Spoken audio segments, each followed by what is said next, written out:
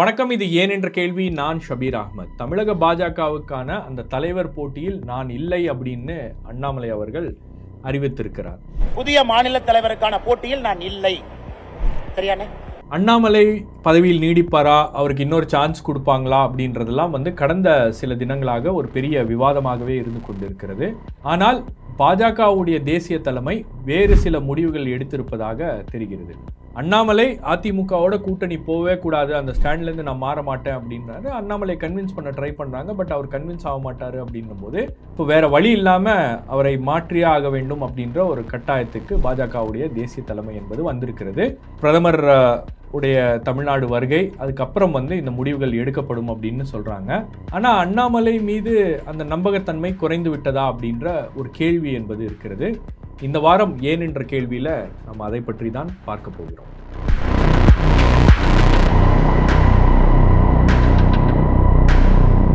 இந்த விஷயத்தை பற்றி பேசுறதுக்கு முன்னாடி news minute Tamil, news laundry நாம் ஒரு கம்ப்ளீட் ஆட் ஃப்ரீ பிளாட்ஃபார்ம். எந்த விதமான அரசாங்க விளம்பரமோ, அரசியல் கட்சிகளுடைய விளம்பரமோ, கார்ப்பரேட் ஆட்ஸோ நம்பி இயங்கக்கூடிய ஊடக நிறுவனங்கள் அல்ல.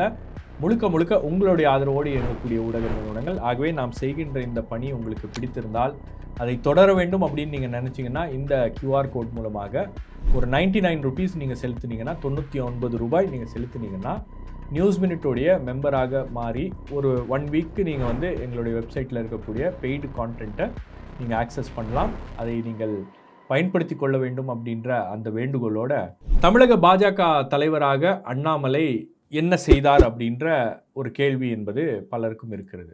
தமிழ்நாட்டில் பாஜக ஒரு பேசு பொருளாக மாற்றி இருக்கிறாரா? ஆம், மாற்றி இருக்கிறார். தமிழ்நாட்டில் கட்சி வளர்ந்திருக்கிறது அப்படின்றதுக்கான ஒரு நம்பிக்கை கொடுத்துருக்கிறாரா அப்படின்னா ஆமாம், அதையும் அவர் செய்திருக்கிறார். ஏன்னா கடந்த தேர்தல்களில் அவங்களுக்கு வந்திருக்கக்கூடிய அந்த ஓட் ஷேர் அப்படின்றதெல்லாம் இன்க்ரீஸ் ஆகிருக்கு. ஆகவே இதெல்லாம் அவர் செய்திருக்கிறார். ஆனால் அவர் மீண்டும் இந்த பதவியில் தொடருவதற்கு இது போதுமா அப்படின்னா அங்கே தான் பாஜகவுடைய தேசிய தலைமைக்கு ஒரு சின்ன ஹெசிடேஷன் அல்லது ஒரு மாற்று கருத்து அப்படின்றது வந்திருக்கு. ஏன்னா கடந்த காலங்களில் அண்ணாமலையோடைய அரசியல் எப்படி இருக்கிறது அப்படின்றதெல்லாம் நம்ம தொடர்ந்து நியூஸ் மினிட்ல பேசிகிட்டு இருக்கோம். அந்த காணொலிகளுக்கான அந்த லிங்கையும் நான் இந்த டிஸ்கிரிப்ஷனில் கொடுக்குறேன். அது மட்டும் இல்லாமல் அண்ணாமலை என்ன மாதிரியான ஒரு அரசியல்வாதி அப்படின்னு அவரை ப்ரொஃபைல் பண்ணியிருக்கோம். நானும் என்னுடைய கொலீக் பிரஜ்வல் 2 பேரும் சேர்ந்து எழுதின அந்த ப்ரொஃபைல் பேவால் பின்னாடி இருக்குது. அதுக்காக தான் ஒரு 99 ருபீஸ் நீங்கள் செலுத்துனீங்கன்னா அந்த ப்ரொஃபைலில் நீங்கள் படிக்கலாம். அவர் கர்நாடகாவில் இருக்கும்போது, அவர் போலீஸ் ஆஃபீஸராக இருக்கும்போது எப்படி இருந்தார், அரசியல்வாதியாக மாறும்போது எப்படி இருக்கிறார் அப்படின்றது பற்றிலாம் எழுதியிருக்கோம். கட்சிக்குள்ள அவர் மீது இருந்த நம்பிக்கை எப்படி இருந்துச்சு அவர் வரும்போது, அதுக்கப்புறம் அது என்னவாக மாறி இருக்கிறது அப்படின்றத பற்றியெல்லாம் முழுமையாக எழுதியிருக்கிறோம். அதை நீங்கள் படிச்சிங்கன்னா உங்களுக்கு ஒரு அண்டர்ஸ்டாண்டிங் வரும். இன்றைக்கி நடக்கக்கூடிய இவ்வளவு விஷயங்களுக்கும் என்ன காரணம் அப்படின்றத உங்களால் மிகவும் எளிதாக புரிந்து கொள்ள முடியும். அண்ணாமலை தமிழக பாஜக தலைவராக வந்தது அப்படின்றது உண்மையிலேயே ஒரு மிகப்பெரிய விஷயம். ஏன்னா பொதுவாக தமிழ்நாடு பிஜேபியில் உங்களுக்கு RSS பேக்ரவுண்டில் இருக்கக்கூடிய நபர்களுக்கு தான் தலைவராக போடுவாங்க, அல்லது கட்சியில் நீண்ட காலம் இருக்கக்கூடிய நபர்களை தான் மாநில தலைவராக நியமிப்பார்கள். பட் அண்ணாமலைக்கு ஒரு பெரிய வாய்ப்பு என்பது பாஜகவுடைய தேசிய தலைமை கொடுத்தது. அதாவது கட்சியில் சேர்ந்து 11 மாதங்கள்லேயே அவர் மாநிலத்துக்கு தலைவராக நியமிக்கப்படுகிறார். அந்த வாய்ப்பு வேற யாருக்கும் இதுவரைக்கும் தமிழ்நாடு பாஜகவில் கிடைத்ததில்லை. கிட்டத்தட்ட பார்த்தீங்கன்னா உங்களுக்கு தமிழிசை சவுந்தரராஜன் அவர்கள், அதுக்கப்புறம் எல் முருகன் அவர்களுக்கெல்லாம் இருந்த ஸ்பேஸை விட அண்ணாமலைக்கு பெரிய அளவுக்கு ஒரு வாய்ப்பு என்பது, ஒரு சூழல் என்பது உருவாக்கப்பட்டுச்சு. எப்படி சொல்கிறேன் அப்படின்னு பார்த்தீங்கன்னா, தமிழிசை சவுந்தரராஜன் அவர்கள் தலைவராக இருக்கும்போது இங்கே ஆளுங்கட்சி அதிமுக கூட்டணியில் இருந்தாங்க. அப்போ அவங்களால பெரிய அளவுக்கு ஆளுங்கட்சியை எதிர்த்து அரசியல் பண்ண முடியல. அதே மாதிரி எல் முருகன் அவர்கள் இருக்கும்போதும் அவர் என்னென்ன பண்ணணுமோ அதெல்லாம் பண்ணார். ஒரு சில விஷயங்களில் வேல் யாத்ரா இந்த மாதிரி விஷயங்கள் எல்லாம் வச்சு கொஞ்சம் கட்சிக்கு ஒரு பில்டப் கொடுத்தாரே தவிர, அவராலையும் முழுமையாக ஒரு எதிர்க்கட்சி அரசியலை செய்ய முடியவில்லை. இங்கே இருக்கக்கூடிய ஆளுங்கட்சியை கேள்வி கேட்க முடியவில்லை, அதிமுக விமர்சனம் பண்ண முடியவில்லை. அப்படின்னும் போது அண்ணாமலைக்கு அந்த வாய்ப்பு என்பது ஒரு மிகப்பெரிய வரப்பிரசாதமாக அமைந்தது. அண்ணாமலை பதவி ஏற்றுட்டு வராரு, அதுக்கப்புறம் திமுக ஆட்சி வருகிறது. திமுக ஆட்சியை எதிர்க்கணும் அப்படின்றது தான் ஒரு மிக முக்கியமான அஜெண்டாவாக இருக்கிறது. பாஜகவுடைய தேசிய தலைமையை அண்ணாமலைக்கு என்னென்ன ரிசோர்ஸஸ்லாம் தேவையோ அதெல்லாம் செஞ்சு கொடுத்தாங்க. இங்கே கிட்டத்தட்ட அவருக்கு அந்த கிரவுண்டே ரெடி பண்ணி கொடுத்தாங்க. அதாவது இங்கே தமிழ்நாட்டில் அண்ணாமலை இயங்க வேண்டும் அப்படின்றதுக்காக இங்கே இருக்கக்கூடிய மூத்த தலைவர்கள்லாம் மாநிலத்திலேருந்து வெவ்வேறு பதவிகளுக்கு அவங்கெல்லாம் மாநிலத்திலேருந்து வெளியேற்றப்பட்டார்கள். உதாரணத்துக்கு தமிழிசை சவுந்தரராஜன் அவர்கள் இதுக்கு போயிட்டாங்க, தெலுங்கானா கவர்னராக போயிட்டாங்க. அதுக்கப்புறம் இன்னொரு மூத்த தலைவராக இருக்கக்கூடிய எல் முருகன் அவரும் வந்து ஒன்றிய அமைச்சராக போயிட்டாரு. அதுக்கப்புறம் சிபிஆர் அவரும் கவர்னராக போனார், இலா கணேசன். அதுக்கப்புறம் இந்த மாதிரி முக்கியமான தலைவர்கள்லாம் வந்து, அதாவது இந்த பார்ட்டியோடைய ஃபேஸஸாக இருந்த தலைவர்கள்லாம் வந்து வெளியே வெவ்வேறு பதவிகளுக்கு போனதுக்கு பிறகு இங்கே பிஜேபின்னா அண்ணாமலை தான் அப்படின்ற மாதிரி ஒரு இமேஜ் அப்படின்றது உருவாயிருச்சு. அண்ணாமலைக்கு அந்த வாய்ப்புகள்லாம் வந்து எப்படி பயன்படுத்த வேண்டும் அப்படின்றதெல்லாம் வந்து உண்மையிலேயே எனக்கு அதில் ஒரு பெரிய விமர்சனம் இருக்குது. ஏன்னா யாருக்கும் கிடைக்காத ஒரு வாய்ப்பு உங்களுக்கு கிடைச்சுன்னா கொஞ்சம் நிதானமாகவும் கொஞ்சம் யோசித்து அவர் சில அரசியல் விஷயங்களை செய்திருந்தால், திமுக எதிர்ப்பு அப்படின்றது முக்கியமானது, அதை அவர் பண்ணியிருந்தார்னா உண்மையிலேயே பார்த்தீங்கன்னா ஓரளவுக்கு அவரால் வந்து இங்கே கொஞ்சம் சக்ஸஸ் பண்ண முடிஞ்சிருக்கும். ஆனால் அண்ணாமலையுடைய ஸ்டைல் ஆஃப் பாலிடிக்ஸ் அப்படின்னு பார்த்தீங்கன்னா அவரை சுற்றியே எல்லாம் நடக்கணும், அவருடைய வளர்ச்சி தான் கட்சியுடைய வளர்ச்சி அப்படின்ற மாதிரி அவர் வந்து கொண்டு போக ஆரம்பித்ததின் விளைவு, அவரை யார் யாரெல்லாம் ஆதரித்தார்களோ அவங்கெல்லாம் வந்து டக்குன்னு பின்வாங்கிட்டாங்க. கடுமையான விமர்சனம் கட்சிக்குள்ள. ஏன்னா அவர் என்ன சொல்றாரு, நான் எடுக்கிறது தான் முடிவு, நான் செய்கிறது தான் வந்து ஸ்ட்ராட்டஜி, நான் சொல்கிறது தான் நீங்கள்லாம் கேட்கணும் அப்படின்ற அளவில் வந்து அவர் கீழே இருக்கக்கூடிய கட்சிக்காரங்கள்லாம் நெருக்க ஆரம்பிச்சிட்டாரு, இரண்டாம் கட்ட தலைவர்கள்லாம் நெருக்க ஆரம்பிச்சிட்டாரு. அப்படின்னும் போது கட்சிக்குள்ளேயே ஒரு அதிருப்தி அப்படின்றது புகஞ்சிக்கிட்டே இருந்துச்சு. ஆரம்ப காலத்தில் அண்ணாமலையை வந்து ஆஹா ஓஹோன்னு பாராட்டிய தலைவர்கள்லாம் வந்து ஒவ்வொன்றா வெளியேற ஆரம்பித்தாங்க, அல்லது வெளியேறி அண்ணாமலை மீது டைரெக்டாக விமர்சனம் வைக்க ஆரம்பிச்சிட்டாங்க. டெல்லிக்கு போக சொல்லுங்கன்னா இண்டிகோவில் 6000 ரூபா தான் ஃப்ளைட் டிக்கெட்டு, 6800 இண்டிகோவில் ஃப்ளைட் டிக்கெட்டு. யாருக்கெல்லாம் பிடிக்கலையோ டெல்லிக்கு போக சொல்லுங்க. நான் யாருக்கும் விரோதி இல்லை. வேணும்னா டிக்கெட் வாங்க முடியல, 6800 நாங்களே டிக்கெட் போட்டு தர்றேன். டெல்லிக்கு போங்க, பேசுங்க, என்னை தூக்குவதற்கு முயற்சி எடுங்க, தூக்குங்க. அது மட்டும் இல்லாமல் அவர் கட்சிக்குள்ளே இருந்த அந்த ஆதரவை கொஞ்சம் கொஞ்சமாக இழக்க ஆரம்பித்தார். அதுக்கப்புறம் கூட்டணி கட்சிகளில் இருக்கக்கூடிய தலைவர்கள் அவங்களுடைய ஆதரவையும் வந்து அண்ணாமலை இழந்து விட்டார். ஏன்னா அவருடைய அந்த அக்ரெசிவ் ஸ்டைல் ஆஃப் பாலிடிக்ஸில் நான் மட்டும்தான் வெளியே தெரியணும் அப்படின்ற மாதிரி ஒரு அரசியல் அவர் செய்ததின் விளைவு, எல்லா விஷயங்களையும் வந்து அவரே தீர்மானிக்கணும், எல்லா விஷயங்களையும் நான் சொல்கிற மாதிரி கேளுங்க, அல்லது மேலே போய் வந்து பிஜேபி ஹைகமாண்ட்டை பேசி அந்த விஷயங்கள்லாம் சாத்தியப்படுத்தும் போது இங்கே இருக்கக்கூடிய கூட்டணி கட்சி தலைவர்களுக்கும் வந்து ஒரு விதமான அவங்களும் ஒரு விதமான ஒரு டிசப்பாயின்மெண்ட்டில் போயிட்டாங்க. என்ன இந்த தம்பி வந்து நம்மளை ஆர்டர் பண்ணுறாரு அப்படின்ற மாதிரி ஒரு நிலைக்கு போனதன் விளைவு கூட்டணி கட்சி தலைவர்களுடைய ஆதரவையும் வந்து கொஞ்சம் கொஞ்சமாக இழக்க ஆரம்பிச்சிட்டாரு. ஒரு விஷயம் நீங்கள் புரிஞ்சுக்கணும், அண்ணாமலை வந்து தமிழ்நாட்டில் தோசை சுடுறதுக்கு இட்லி சுடுறதுக்கு வரல. தமிழ்நாட்டில் வந்து ஒரு தோசையை சுட்டுட்டு இட்லியை சுட்டுட்டு இந்த பாஜகவோட மேனேஜராக உட்காந்துக்கிட்டு சீட்டை தேய்ச்சிக்கிட்டு அப்படியே சைடில் போய்க்கலாம். அண்ணாமலை இங்கே தலைவராக வந்திருக்கார். தலைவராக இருக்கிறவன் தலைவராக தான் டெசிஷன் எடுப்பான். அதுக்கப்புறம் அண்ணாமலையுடைய பேக்ரவுண்ட் பார்த்தீங்கன்னா அவர் வந்து ஒரு ஐபிஎஸ் ஆஃபீஸராக அரசியலில் வந்து பாஜகவுடைய தலைவராக நியமிக்கப்படுகிறார். அவருக்கு இந்த ஆர்எஸ்எஸ் பேக்ரவுண்ட் அப்படின்றது இல்லை. அதே போல் உங்களுக்கு இங்கே இருக்கக்கூடிய ஆர்எஸ்எஸ் தலைவர்கள் முதல்ல அண்ணாமலையை வந்து சப்போர்ட் பண்ணிட்டு இருந்தாங்க.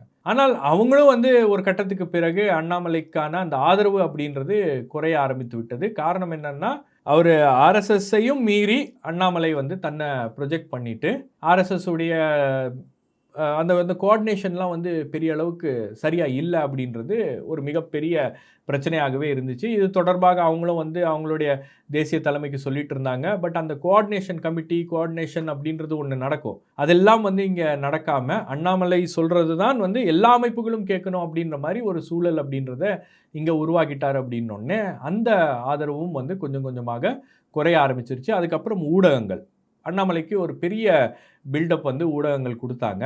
ஆனால் அண்ணாமலை ஊடகங்கள்கிட்ட பேசின விதம், ஊடக ஆசிரியர்கள் குறித்து அவர் வச்ச அந்த அந்த இந்த சார்ஜ் இருக்கு இல்லையா, பர்சனல் அட்டாக்ஸு, இந்த மாதிரியான விஷயங்கள்லாம் பார்த்தீங்கன்னா உங்களுக்கு ஊடகத்துலேயும் வந்து அவருக்கு இருந்த அந்த ஆதரவு என்பது குறைந்து கொண்டே இருந்துச்சு. அண்ணே உங்க 200 ரூபா வந்துருங்க, உங்க 200 ரூபா வந்துரும், இன்னைக்கு கவலைப்படாதீங்க. லட்சக்கணக்க 400 ரூபாய கொடுத்துடலாம் விடுங்க, 600 ரூபாய கொடுத்துடலாம், சரி 1000 கொடுத்துடலாம் விடுங்க. புலி மாதிரி வந்தான், ஒரு நிமிஷம், புலி மாதிரி வந்தான், புலி மாதிரி பிரான்னா நீங்க புலியா, நீங்க புலியா, நீங்க புலியா, நீங்க புலியா, சரி புலி மாதிரி தாண்டுங்க, நீங்க புலி மாதிரி தாண்டுங்க. எங்க போட்டீங்க? இந்த ஆதாரத்தையா போடுறீங்க? முதலமைச்சர் டீ குடிச்சாரு, முதலமைச்சர் காஃபி குடிச்சாரு, முதலமைச்சர் வந்து குட்டியாக்காரன் அடிச்சாரு, ஒரு நிமிஷம், முதலமைச்சர் குட்டியாக்காரன் அடிச்சாரு, முதலமைச்சர் சைக்கிள்ல போறான்னு தான் போடுறீங்க. எங்க போட்டீங்க உங்க டிவில? ஸோ எல்லா இடத்துலையும் பார்த்தீங்கன்னா அண்ணாமலைக்கு எதிரான ஒரு மனநிலையை அவரே உருவாக்கிட்டாரு. இன்னைக்கு அண்ணாமலை வந்து தொடருவாரா இல்லையா அப்படின்ற அந்த கேள்விக்கான அந்த வாய்ப்பு கொடுத்ததே அண்ணாமலையுடைய நடவடிக்கைகள் தான். ஏன்னா அண்ணாமலை வந்து தன்னை ப்ரொஜெக்ட் பண்ணணும் அப்படின்றத முன் வச்சு தான் வந்து தன்னுடைய அரசியல் பயணத்தை அவர் கட்டமைச்சார். அதுதான் பிஜேபியுடைய வளர்ச்சியாகவும் அதுதான் வந்து தமிழ்நாட்டுடைய அரசியலாகவும் மாற்ற நினைக்கக்கூடிய ஒரு முயற்சி அப்படின்றது பெரிய அளவுக்கு அவருக்கு வந்து பேக் ஃபயர் ஆயிருச்சு. இது எங்கே போய் முடிஞ்சிருச்சு அப்படின்னு பார்த்தீங்கன்னா, அதிமுகவோட கூட்டணி அப்படின்றத வந்து அண்ணாமலை முடிவு செய்வார் அப்படின்ற மாதிரி அண்ணாமலை வந்து அதை அந்த கூட்டணியை வந்து டெலிபரேட்டாக உடைச்சார். அந்த கூட்டணி 2024 தேர்தலில் தொடர்ந்து இருந்தால் அதில் அதிமுக, பிஜேபி, பாமக மற்ற கட்சிகள்லாம் இருந்திருந்தா ஒரு 10-15 தொகுதிகளில் அவங்க வந்து டஃப் ஃபைட்டை கொடுத்து ஜெயிக்கிறதுக்கான ஒரு வாய்ப்பும் இருக்குது அப்படின்னு தான் வந்து பாஜகவுடைய தேசிய தலைமை நம்புது. ஆனால் அந்த கூட்டணியை டெலிபரேட்டாக உடைச்சது அண்ணாமலை. ஏன்னா உங்களுக்கு ஞாபகம் இருக்கும், கர்நாடகா எலெக்ஷன் டைமில் அவ்வளோ பிஸியான ஷெட்யூலில் உள்துறை அமைச்சர் அமித்ஷா, அதுக்கப்புறம் பாஜகவுடைய தேசிய தலைவர் ஜேபி நட்டா எல்லாரும் உட்காந்து அதிமுக தலைவர்கள்லாம் கூப்பிட்டு ஒன்றா உட்கார வச்சு பேசி, இவங்க கம்ப்ளைண்ட் பண்ண தான் போனாங்க, பட் ஒன்றா உட்கார வச்சு பேசி சமாதானப்படுத்தி அனுப்பி வச்சாங்க. ஆனால் அண்ணாமலை கேட்கல. இங்கே வந்து டெலிபரேட்டாக அந்த கூட்டணியை உடைச்சாரு. ஒரு பைசா வாங்காத இந்த அண்ணாமலையை பற்றி சொல்வதற்கு எடப்பாடி பழனிசாமி என்கின்ற தற்குறிக்கு எந்த விதமான அதிகாரம் கிடையாது. இது அகந்தை, இது அகந்தை. 2026 புரட்சி தலைவி நடத்திய இந்த கட்சி இது போன்ற கிழத்து தலைகள் என்று வழிநடத்தி கொண்டிருக்கின்றீர்கள். தூக்கி எறியப்படுவீர்கள். அதே சமயத்தில் அவரால் வந்து அந்த கெப்பாசிட்டி இருந்துச்சு அவருக்கு, பாஜகவுடைய தேசிய தலைமையை கன்வின்ஸ் பண்ணக்கூடிய கெப்பாசிட்டி. அதாவது டேட்டா இருக்குது என்கிட்ட, 25% நாம் ஓட்டு வாங்குவோம், அது மட்டும் இல்லாமல் கிட்டத்தட்ட ஒரு 10-15 தொகுதிகள் ஜெயிக்கிறதுக்கு வாய்ப்பு இருக்குது, தனியாகவே நம்ம போனோம்னா அந்த அளவுக்கு ஒரு பெரிய ஆதரவு இருக்குது அப்படின்லாம் வந்து ஒரு சில விஷயங்களை சொன்ன உடனே பாஜக தேசிய தலைமையும் கன்வின்ஸ் ஆகிட்டாங்க. வேறு வழி இல்லை. ஏன்னா அதிமுக சடனாக வெளியே போயிட்டாங்க, மறுபடியும் கூப்பிட்றாங்க அதிமுகவை, அதிமுக வர தயாராக இல்லை. அப்போ ஒரு இக்கட்டான சூழலில் இங்கே வந்து பிஜேபி மாட்டிக்கிச்சு. 2024 240 சீட்டு வந்த உடனே எப்படி இந்த சீட்டு குறைஞ்சிச்சு அப்படின்னு அசஸ்மெண்ட் பண்ணும்போது தமிழ்நாட்டிலேருந்து வர வேண்டிய சீட் வரல, அதற்கு காரணம் அண்ணாமலை அப்படின்னும் போது அது ஒரு மிகப்பெரிய டிசப்பாயின்மெண்ட்டாக, ஒரு மிகப்பெரிய எம்பாரஸ்மெண்ட்டாக பாஜகவுக்கு மாறிடுச்சு, பாஜகவுடைய தேசிய தலைமை. ஏன்னா எவ்வளவோ மாநிலங்களில் எவ்வளவோ ஸ்ட்ராட்டஜி பண்ணுறோம், ஆனால் தமிழ்நாட்டில் மறுபடியும் 0 வரும் அப்படின்னும் போது அவங்களால அதை ஏற்றுக்கவே முடியல. அதாவது சீட்டே வராது அப்படின்னு நினச்ச கேரளாவில் ஒரு சீட் வந்துடுச்சு, தமிழ்நாட்டில் வாய்ப்பு இருக்குன்னு நினச்ச இடத்துல அதை வந்து வரலையே, அதை வந்து அண்ணாமலை வந்து அதை ஸ்பாயில் பண்ணிட்டாரு அப்படின்ற மாதிரி ஒரு பிரச்சனை வந்த உடனே அதுக்கப்புறம் தான் வந்து பாஜகவுடைய தேசிய தலைமை விழித்து கொண்டு அவங்க இந்த விஷயங்கள் எல்லாம் கூர்ந்து கவனிக்கிறாங்க, பார்க்குறாங்க, பேசுகிறாங்க. மல்டிபிள் ரிப்போர்ட்ஸ் பாஜகவுடைய தேசிய தலைமைக்கு போகுது. அதுக்கப்புறம் தான் அவங்களுக்கு தெரியுது இங்கே பிரச்சனை வந்து அதிமுகவுக்கு பர்சனலாக பிஜேபி தலைவர்களோட எந்த பிரச்சனையும் இல்லை, கொள்கை ரீதியாக எந்த பிரச்சனையும் இல்லை, அரசியல் ரீதியாக எந்த பிரச்சனையும் இல்லை. ஆனால் அண்ணாமலை மட்டும் இங்கே வந்து தனக்கான ஒரு ஸ்பேஸை உருவாக்கணுன்றதுக்காக, இன்னைக்கு தன்னை சுற்றி பல விஷயங்கள் நடக்கணும் அப்படின்றதுக்காக இன்னைக்கு கட்சியை வந்து கட்சியோட நலனை வந்து அவர் முதன்மைப்படுத்தலை அப்படின்ற மாதிரி ஒரு எண்ணம் வந்து பல பேருக்கு இருக்குது அப்படின்றத புரிந்து கொண்டு தான் இப்போது அதிமுகவுடனான அந்த கூட்டணி அப்படின்ற அந்த விஷயத்தை வந்து பர்சனலாகவே திரு அமித்ஷா அவர்கள் கையில் எடுத்திருக்கிறார். ஏன்னா தேர்தலுக்கு ஒரு வருஷம் இருக்கிறதுக்கு முன்னாடி அவர் வந்து கூட்டணியை வந்து உறுதி செய்ய வேண்டும் அப்படின்ற ஒரு விஷயத்தை அவர் கையில் எடுத்திருக்காருன்னா அப்போ ஏதோ தமிழ்நாட்டை நோக்கி ஒரு திட்டம் அப்படின்றத அவங்க வகுத்திருக்காங்க. ரெண்டாவது, பிஜேபியுடைய மிஷன் சவுத் அப்படின்ற ஒரு விஷயத்த வந்து அவங்க தொடர்ந்து பேசிக்கிட்டே இருக்காங்க. ஆனால் அந்த மிஷன் சவுத்தில் வந்து உங்களுக்கு முதல் அடி விழுந்தது கர்நாடகாவில், அதுக்கப்புறம் 2வது அடி விழுந்தது தெலுங்கானாவில். அதற்கு காரணம் வந்து அண்ணாமலையுடைய பாஸாக இருக்கக்கூடிய, மென்டராக இருக்கக்கூடிய ஆர்கனைசிங் செக்ரட்டரி BL சந்தோஷ் அப்படின்னும் போது அவருடைய ஸ்டாக்ஸும் வந்து அங்கே கீழே போயிட்டு இருக்கும்போது தான் அவங்களுக்கு சவுத்தில் ஒரு சீரியஸான ப்ராப்ளம் இருக்குது அப்படின்னும் போது அதை டைரெக்டாக சரி பண்ணணும் அப்படின்றது தான் வந்து தற்போது அமித்ஷாவுடைய அஜெண்டாவாக இருக்கிறது. ஆகவே தான் அண்ணாமலை அவர் கூப்பிட்டு சொல்லியிருக்காரு, இந்த மாதிரி நீங்கள் வந்து நாங்கள் அதிமுகவோட கூட்டணிக்கு போகிறோம், இதுதான் இறுதி முடிவு அப்படின்னு அண்ணாமலை ஒத்துக்க மறுக்கிறாரு. ரெண்டாவது, அவருக்கு ஒரு எலிவேஷன் கொடுக்குறோம், நாங்கள் வந்து உங்களை மத்திய அமைச்சராக்குறோம், உங்களை டெல்லிக்கு வந்துருங்க அப்படின்னா நான் பேக்டோர் வழியெல்லாம் வரமாட்டேன், எனக்கு அதெல்லாம் வந்து தேவையில்லை அப்படின்ற மாதிரி இவர் வந்து கொஞ்சம் முரண்டு பிடிச்சிட்டு இருக்காரு. அப்படின்னும் போது வேறு வழி இல்லை, என்ன பண்ணுறது அப்படின்னு தெரியல. பட் இன்றைக்கி அண்ணாமலையே அறிவித்திருக்கிறார் நான் வந்து ரேஸில் இல்லை அப்படின்னும் போது அப்போ இந்த அடுத்த தலைவர் யார் அப்படின்றதெல்லாம் வந்து இன்னும் ஒரு சில நாட்களில் முடிவு பண்ணிடுவாங்க. இதில் இன்னொரு விஷயம் நீங்கள் பார்த்தீங்கன்னா, அதாவது பொதுவாக பிஜேபி இந்த கூட்டணி கணக்குகள்லாம் பேசும்போது ஒரு தேர்தலுக்கு 6 மாதம் முன்னாடி ஆரம்பிப்பாங்க, அல்லது 3 மாதம் முன்னாடி ஆரம்பிப்பாங்க, தேர்தல் நெருங்கும் போது அதை ஆரம்பிப்பாங்க. ஆனால் ஒரு வருஷத்துக்கு முன்னாடியே அதை பிளான் பண்ணுறாங்க அப்படின்னும் போது தமிழ்நாடு வந்து அமித்ஷா அவர்களுக்கு ஒரு சேலஞ்சாக மாறிவிட போகிறது அப்படின்ற ஒரு கணக்கும் அதில் இருக்கிறது. ஏன்னா வெஸ்ட் பெங்கால் மாதிரி தமிழ்நாட்டில் பிகே வந்து விஜய்க்கு பொலிட்டிக்கல் ஸ்ட்ராட்டஜி பண்ண வராரு, பொலிட்டிக்கல் அட்வைசராக இருக்காரு அப்படின்னும் போது இது எங்கேயாச்சும் சேலஞ்ச் ஆகி அதிமுகவை அந்த பக்கம் இழுத்துட்டு போயிட போகிறாங்க, அதுக்கு முன்னாடி நம்ம அதிமுகவை பிடிச்சிடணும் அப்படின்றது தேசிய தலைமையுடைய கணக்காக இருக்கிறது. அதனால தான் அமித்ஷா வந்து பர்சனலாக இதில் இன்ட்ரெஸ்ட் காமிச்சு இந்த விஷயங்களை வந்து இப்போவே செஞ்சு முடிக்கணும் அப்படின்றதுல அவர் உறுதியாக இருக்கிறார். அண்ணாமலையும் கன்வின்ஸ் பண்ணுறாங்க, ஆனால் அண்ணாமலை அதை ஏற்க மறுக்கிறார் அப்படின்னும் போது வேற வழி இல்லை.